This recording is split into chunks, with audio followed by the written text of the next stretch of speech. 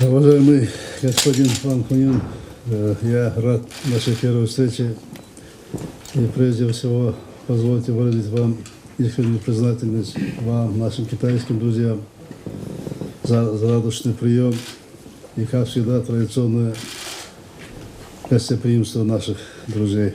Вы правильно заметили, в том году я был государственным визитом здесь.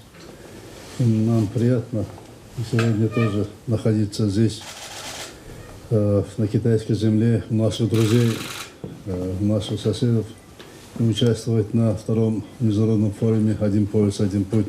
И мы сегодня были свидетелями прекрасного выступления председателя, уважаемого Си Цзиньпина, сегодня на форуме.